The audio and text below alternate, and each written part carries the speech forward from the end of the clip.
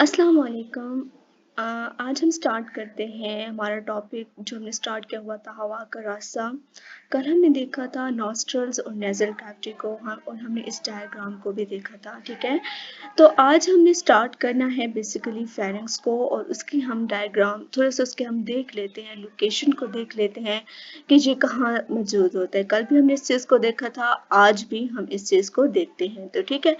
तो सबसे पहले हमने देखा था हमारी नॉस्ट्रल से हवा जाती है जहाँ हमारी ये नेज़ल कैविटी होती है ओवरऑल, और हमने देखा था कि इसका क्या काम होता है। और जब नेज़ल कैविटी से हवा होकर फिर आती है यहाँ पे, तो बेसिकली ये है फेरिंग्स। हमारे पास ये इसकी लोकेशन है, ठीक है। जहाँ हम फेरिंग्स में हम इस चीज़ को देखेंगे कि ये बेसिकली ये कौन सा वर्क करती है, कौन सा काम करती है हमारे हवा के रास्ते में, हमारे एयर पैसेजवे में कौन सा इसका रोल है, हम इसको देखते हैं, ठीक है। तो हमारे पास जो चीज़ है फेरिंग्स में, वो कहते हैं कि नेज़ल कैविटी फेरिंग्स में खुलती है। हमारी कैविटी जो होती है, नेज़ल कैविटी जो होती है, वो किस में खुलती है? फेरिंग्स में खुलती है। हमने इस चीज़ को देखा। और फेरिंग्स के फर्श पर एक सुराख ग्लॉट्स होता है, ये लैरिंग्स में खुलता है। हमारे पास क्या चीज़ होती है? हमने इस चीज़ को देखा कि नेज़ल कैविटी किस चीज़ में खुलती है, यहाँ पे फेरिंग्स में खुलती है। और फेरिंग्स में हम ये देख रहे हैं ग्लॉट्स को, ठीक है। ये हमारे पास एक ग्लॉट होता है। अब इसको हम देखते हैं कि फेरिंग्स के फर्श पे दूसरा ग्लॉट्स है, ये लैरिंग्स में खुलता है। ये किस चीज़ में खुलता है? ग्लॉट्स लैरिंग्स में। एक पर्दा ग्लॉट्स की हिफाजत करता है जिसे एपिग्लॉट्स कहते हैं। तो ये खुराक और माए को हवा की नाली और फेफड़ों में दाखिल होने से रोकता है। जो खुराक और माए को हवा की नाली, ट्रैकिया और फेफड़ों में दाखिल होने से रोकता है। तो ये फेरिंग्स का बेसिकली काम होता है कि जो दो हमारे पास नालियां होती हैं, एक खुराक की नाली होती है और एक हवा की नाली होती है जिसे हम ट्रैकिया कहते हैं। तो ये खुराक और माए को किस पे? हवा की नाली में नहीं जाने देता और फेफड़ों में दाखिल होने से रोकता है हमारी खुराक और माए को। तो इसमें दो तीन चीज़ें हमारे पास फेरिंग्स में मौजूद है। एक तो ये नेज़ल कैविटी फेरिंग्स में खुलती है, उसमें एक फेरिंग्स के फर्श पे एक सुराख होता है जिसे हम ग्लॉट्स कहते हैं। और ये ग्लॉट्स कहाँ पे खुलता है? लैरिंग्स में खुलता है। एक पर्दा ग्लॉट्स की हिफाजत करता है जिसे हम एपिग्लॉट्स कहते हैं, और ये खुराक और माए को हवा की नाली और फेफड़ों में दाखिल होने से रोकता है। तो यही चीज़ हमने इस डायग्राम में देखी। नेज़ल कैविटी जो है वो वहाँ फेरिंग्स में खुली। फेरिंग्स के फर्श पर एक ग्लॉट्स था जो कि लैरिंग्स में खुलता है, और इसकी हिफाजत एक वो करता है जिसे हम एपिग्लॉट्स कहते हैं। और बेसिकली ये क्या करता है? ये हमारे पास हवा की नाली और ये खुराक की नाली, ये दोनों को क्या करता है? अलग कर रहा है हमारे पास फेरिंग्स। ये खुराक और माए को हवा की नाली में जाने से रोकता है। तो ये हमारे पास बेसिकली क्या था? फेरिंग्स। अब यहाँ पे भी एक चीज़ हमें ये बता दी गई है कि फेरिंग्स एक मुश्तरका रास्ता है जो खुराक और को ईसोफेगस और हवा को लैरिंग्स तक जाने देता है।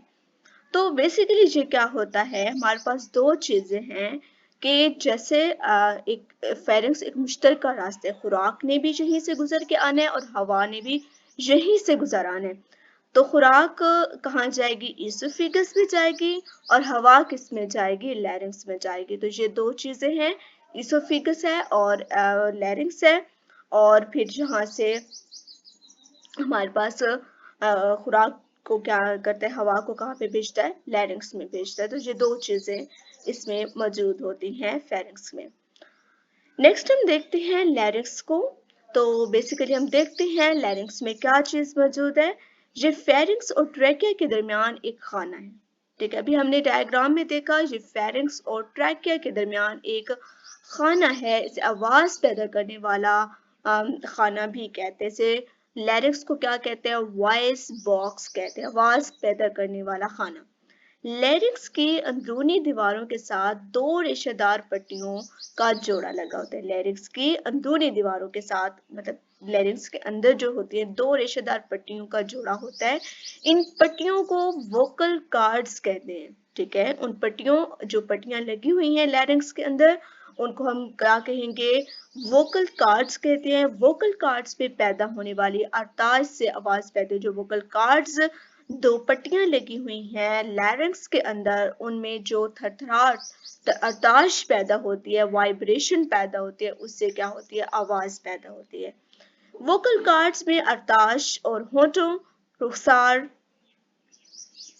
जबान और जबड़ों की हरकत से मखसूस साउंड पैदा होती है जिससे हमारी बोलचाल की आवाज बनती है। मतलब ये सारा काम वोकल कार्ड्स में अरताश से हो रहा होता है, जो हमारे होठों, रुखसार, जबान और जबड़ों की हरकत से मखसूस साउंड पैदा होती है जिससे हमारी बोलचाल की आवाज बनती है। ये बेसिकली किस चीज में होता है, लैरिक्स में होता है। तो हम इस चीज को देख भी लेते हैं कि हमारे पास ये क्या है, यहाँ पे हमारे पास ये लैरिक्स आ रहा है, ठीक है। और इसमें इसको क्या कहते हैं, वॉइस बॉक्स कहते हैं। और इसमें दो रेशेदार पट्टियां होती हैं लैरिंक्स के अंदर, इनको हम वोकल कार्ड्स कहते हैं। तो ये बेसिकली लैरिंक्स का काम होता है आवाज पैदा करना, ठीक है। वोकल कार्ड्स में जो अरताश पैदा होते हैं उससे आवाज पैदा होती है। लैरिंक्स को बेसिकली क्या कहते हैं, वॉइस बॉक्स कहते हैं। तो हमने दो चीजें देख ली, फेरिंक्स और लैरिंक्स को। नेक्स्ट हमारे पास फोर्थ पॉइंट जो है वो हमारे पास है ट्रैकिया और ब्रोनकाई, ठीक है। तो हम ट्रैकिया और ब्रोनकाई को देखते हैं। फिर नेक्स्ट हमारे पास एक और भी चीज आएगी, ब्रोनक्यूल्स और एल्वियोलाई। तो हमारा यहाँ पे जो है हवा का रास्ता खत्म होगा। आज हम 4 पॉइंट भी देखते हैं, ट्रैकिया एंड ब्रोनकाई को। ट्रैकिया हवा की नाली है जो तकरीबन 12 सेंटीमीटर लंबी है, ठीक है। पूरी जो हवा की नाली है, जिसे हम विंड पाइप भी कहते हैं, ये तकरीबन कितनी है, 12 सेंटीमीटर लंबी है। ये लैरिंक्स के साथ जुड़ी होती है और दो शाखों पे खत्म होती है जिन्हें ब्रोनकाई, और अगर वाहिद होगा तो उसको हम क्या कहेंगे, ब्रोनकस कहते हैं। तो इस चीज को हम थोड़ा सा देख लेते हैं, व्हाट इज दिस। तो ये हमारे पास पूरी ये जो नाली आ रही है इसको हम क्या कहेंगे, ट्रैकिया विंड पाइप। अब इस चीज को क्या कहेंगे, विंड पाइप। और ये दो उसमें तकसीम हो जाती है जिन्हें जिन्हें हम ब्रोनकाई कहते हैं, और एक को हम क्या कहेंगे, ब्रोनकस, ठीक है। तो ये हमारे पास बेसिकली चीज है। अब हम इसको देखते हैं कि इसमें ट्रैकिया और ब्रोनकाई में क्या होता है।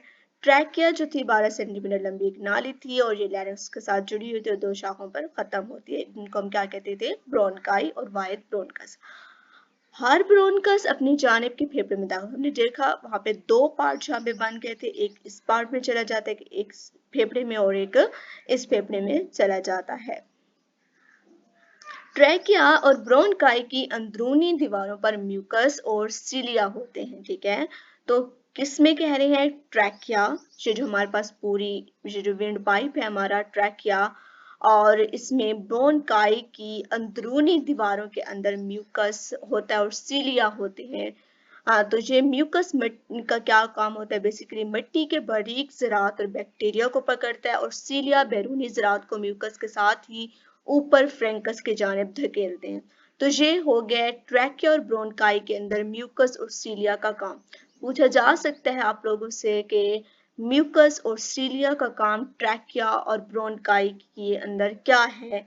तो म्यूकस क्या करता है, मिट्टी के बारीक ज़रात और बैक्टीरिया को पकड़ता है, और सीलिया क्या करते हैं, बैरूनी ज़रात को म्यूकस के साथ ही ऊपर फ्रैंकस की जानिब धकेलते हैं। ये हो गया म्यूकस और सीलिया का काम।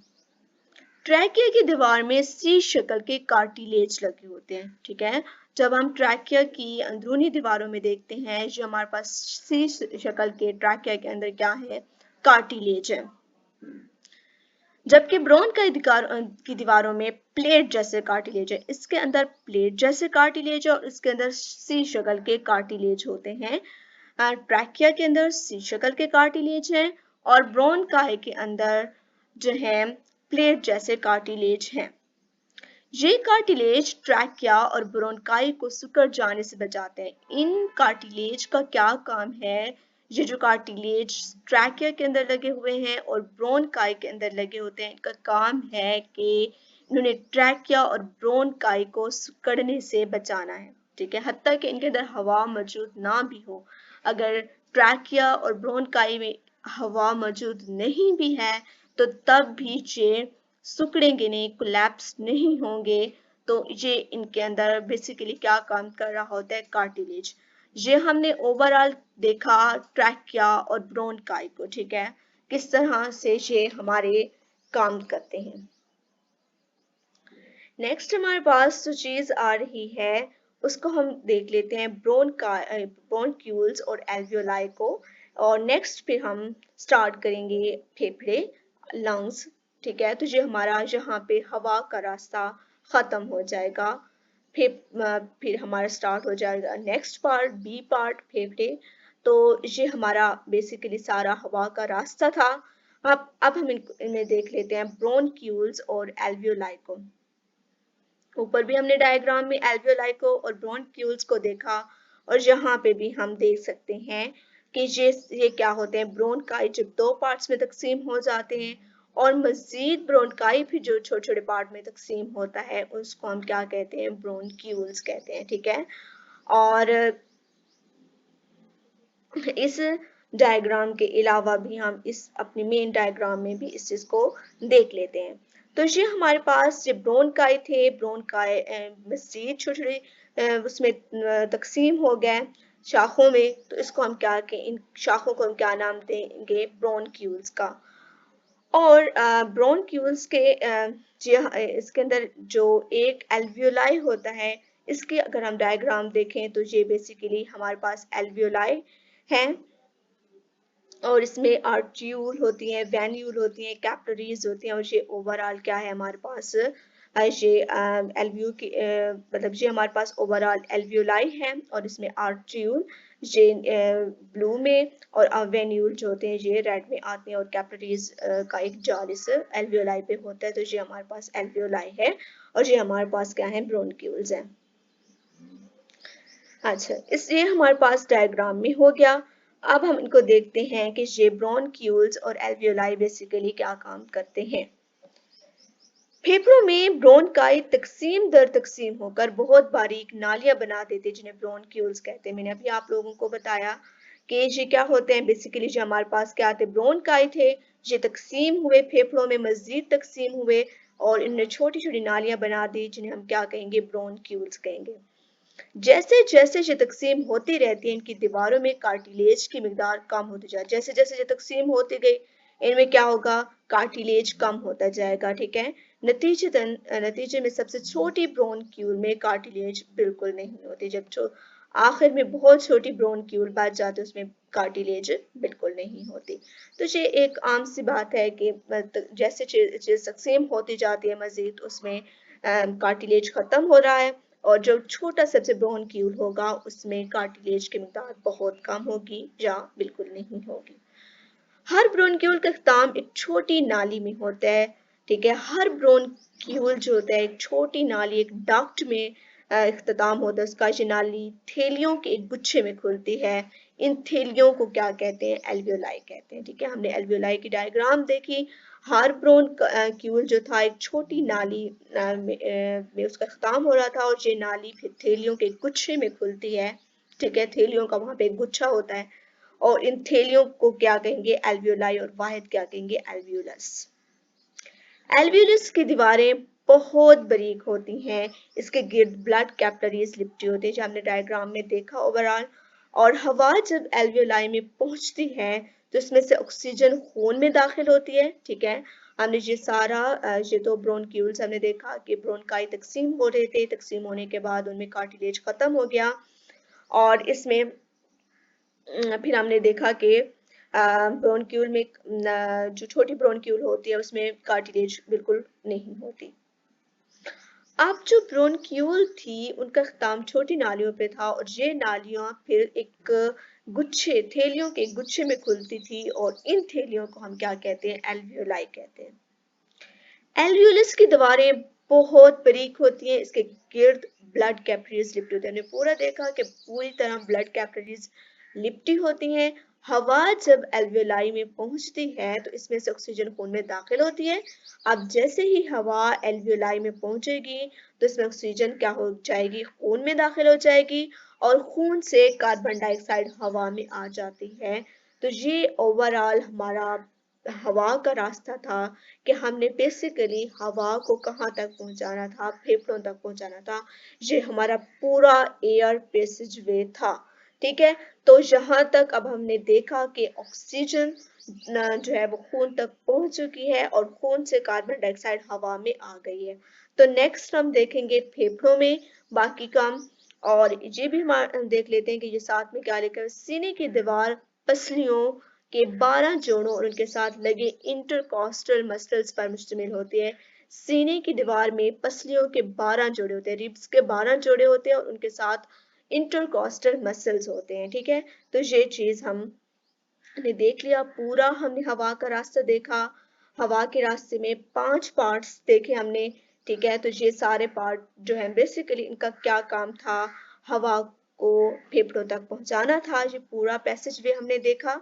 हम जो कहाँ से शुरू हुआ, नॉस्ट्रल से शुरू हुआ, फिर नेजल कैविटी से फेरिंक्स, फिर हमने ये ग्लॉट्स और एपिग्लॉट्स को भी देखा, और लेरिंग्स को हमने देखा।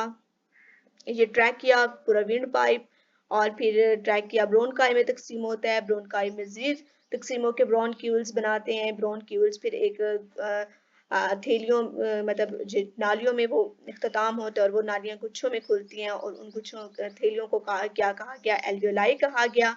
उनमें हमने देखा कि ब्लड कैपिलरीज होती हैं। तो ये सारा हमने इस पूरे हमने इस चीज को देखा, हवा का रास्ता। और नेक्स्ट अब हम देखेंगे फेफड़े इंशाल्लाह। अम, अ, उसमें भी हमारे पास जो बेसिकली काम होने उनको हम देखेंगे, कौन से फंक्शंस करता है फेफड़े। तो यहाँ तक रखें, इंशाल्लाह नेक्स्ट टॉपिक में मिलते हैं। अल्लाह हाफिज।